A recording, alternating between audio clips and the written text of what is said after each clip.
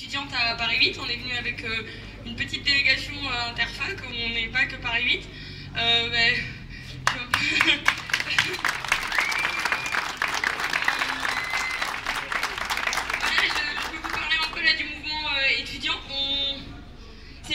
La répression, elle est très très dure là en ce moment pour nous. Je pense que ça veut pas rien dire. Ça veut dire qu'on construit quelque chose, ça veut dire qu'on commence à faire un tout petit peu peur. Là, rien que ce matin, on a des camarades à Rennes et à Grenoble qui ont été évacués. On a 2 blessés à Rennes. On a toujours un camarade dont on ne sait pas où il est, qui est probablement entre la vie et la mort à Tolbiac. Un autre camarade qui a disparu. On n'a aucune information. C'est probablement des migrants ou une migrante mineure, donc sans papier, sans personne pour la chercher. Donc je pense que c'est important d'essayer de comprendre qu'est-ce qui se passe exactement au niveau de la répression, de durcir le mouvement, comme l'a dit notre camarade juste précédemment. Nous, ça fait 3 semaines qu'on bloque et qu'on occupe notre fac.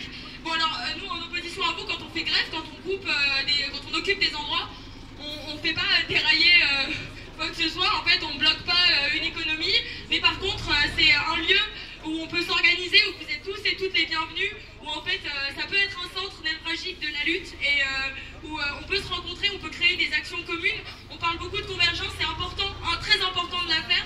Moi j'étais à la CNE ce week-end, donc c'est la coordination nationale étudiante qui réunissait plus de 33 facs françaises, donc c'est quand même pas mal.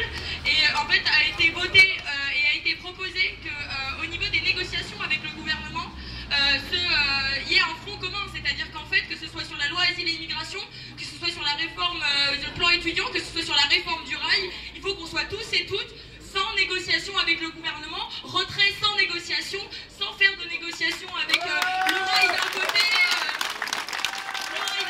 les étudiants de l'autre, les migrants et les migrantes de l'autre. C'est pas comme ça, en fait, il faut vraiment qu'on soit tous et toutes super durs et que ce soit la réforme du rail, la réforme étudiante. Mais non, en fait, ça ne passera pas et nous, on va continuer à bloquer, vous allez continuer à bloquer, on va continuer à faire des AG et à foutre le bordel un peu partout.